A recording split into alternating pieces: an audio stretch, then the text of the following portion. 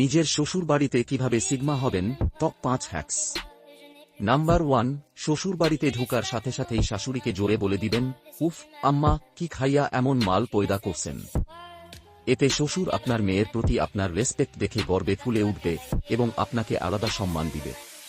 Number 2, শ্বশুরবাড়িতে খাওয়ার সময় টেবিলে বসে শ্বশুরের প্লেট থেকে মাংস নিয়ে হাসতে হাসতে বলবেন, আপনার তো এক পা কবরের দিকে, আরেক পা করার ছোকলায়।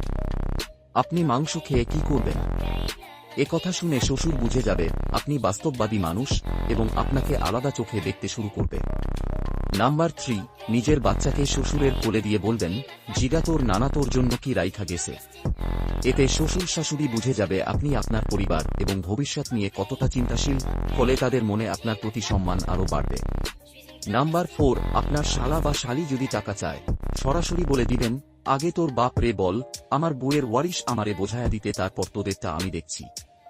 এই কথা শুনে ওরা ভয়ে কাঁপবে এবং আর কোনো দিন আপনার সামনে বুক ফুলিয়ে কথা বলবে না, বরং শ্রদ্ধায় মাথা নিচু করবে।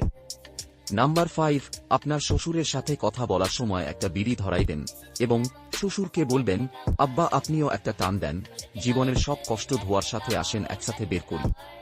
এতে উনি বুঝে যাবে আপনি অনেক কুল মানুষ এবং অনেক